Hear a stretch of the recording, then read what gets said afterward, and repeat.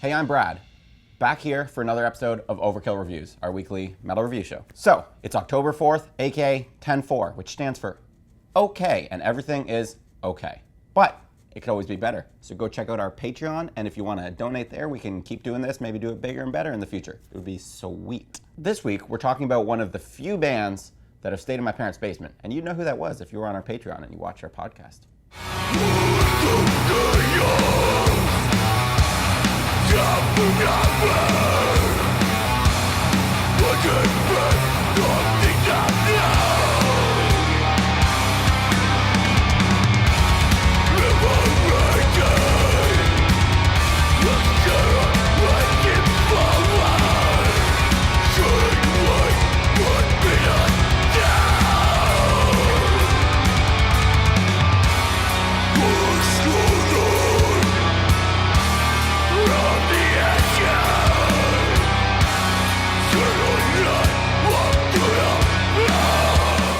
It sounds like these cavemen have been hanging out with some Vikings.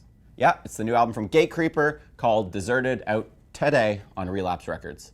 And yeah, they did stay in my parents' basement while on tour, and then my dad made us breakfast in the morning.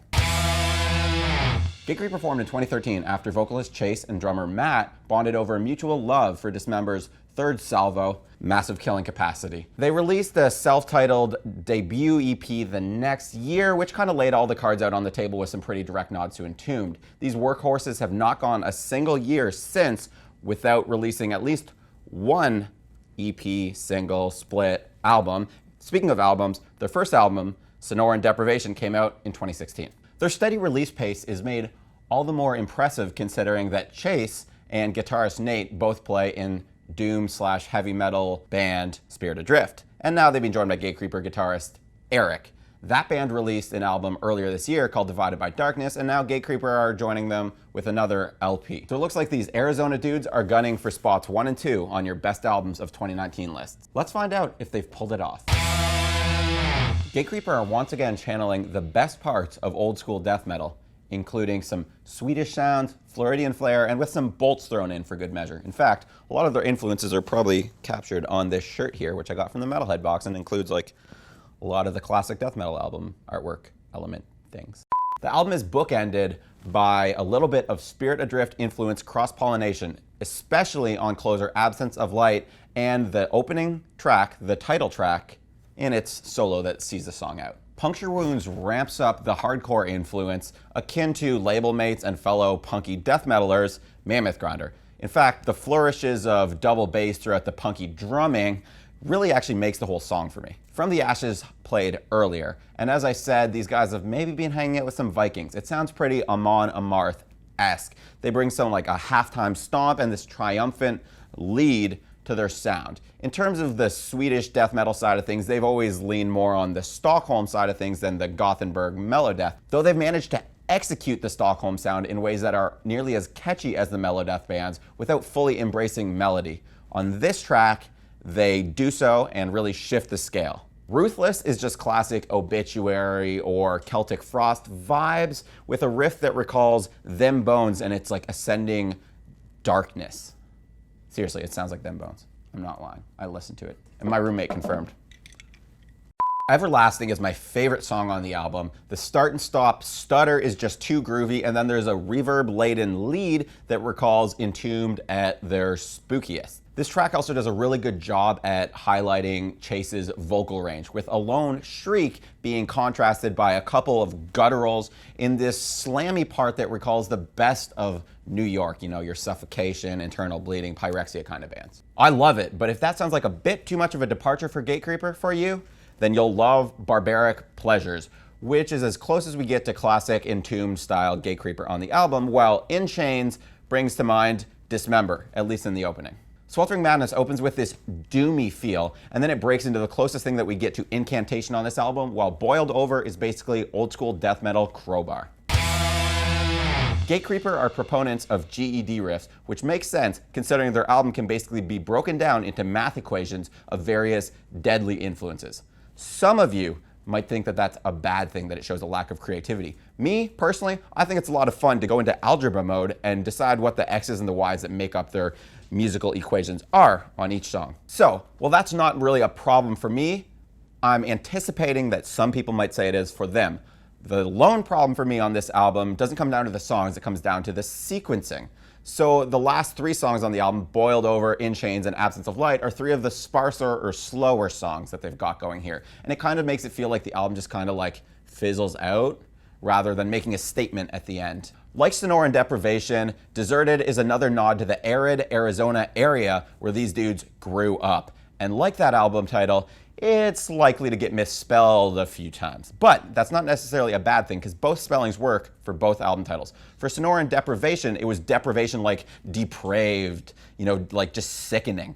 But sometimes people would misspell it as deprivation, as in you're being deprived of something, you're not getting something that you need, which, I mean, if you're in the desert, you're pretty much deprived of water. The way I remember the difference between dessert and desert is that with dessert, the food thing, you always want more, so there's 2 S's. On this album title, there's only 1 S, but if you accidentally spelled it with 2 S's, it's really not that off, because you are going to want more of this album and more from Gatecreeper in general. Oh, and by the way, if you are wanting more, I've got good news for you. There is more. There's the Adult Swim track Anxiety and the Decibel Magazine Flexi song Social Decay, which are both exclusive, not actually on the album. That makes up for the fact that Sweltering Madness is a re-recording of a 2017 EP track, so you're actually getting more than you thought. No pun intended, but we're at a boil over point for the old school death metal revival. The sound's growth maybe started with like the HM2 aping hardcore influence grinding of bands like Nails and Trap Them, which got people stoked on just that guitar tone and maybe got them looking back to Sweden where that sound originated. Though that sound is only one part of Gatecreeper's formula, proof that we've reached peak old school death metal revival is the fact that Dismember has reunited. Well, the majority of the cool bands these days are more incantation style, cavernous bands that just sound disgusting and filthy. I love stuff like that. The Sanguisuga Bog demo is like my favorite death metal demo I've heard in years. And yeah, they're a little bit more influenced by Demolich than maybe Incantation, but it's still on that like darker, weirder, more spooky kind of side of things. But with a few exceptions like them, some of their Maggot Stomp Brethren, and some of the 20 Buck Spin bands, a lot of these bands just don't have what it takes to be remembered beyond this glut, this explosion in these bands. That being said, Gatecreeper are legitimately the new school of old school death metal's greatest hope for a legacy band, one that crosses over and gets essentially a career out of this. They're shooting for basically what Black Dahlia Murder has, which is like a long career of doing exactly what they do well and just doing it the best. I don't think this is necessarily their best album. I know Chase's favorite Deicide album is Once Upon the Cross, and I know that his favorite Dismember album is Massive Killing Capacity, as I talked about earlier. Me, I think they're waiting to unleash their masterpiece with album 3 to join those bands, and I'm fucking ready for it. That being said, Deserted,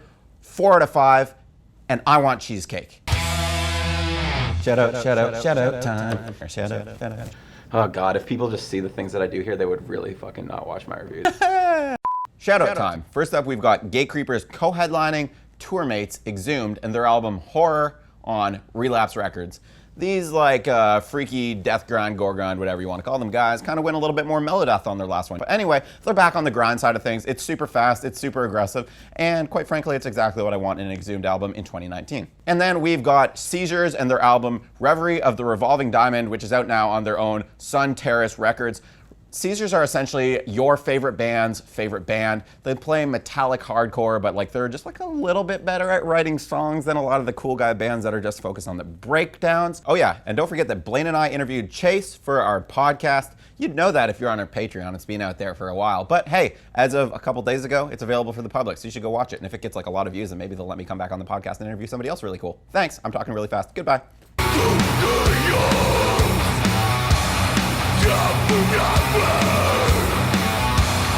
Look at me,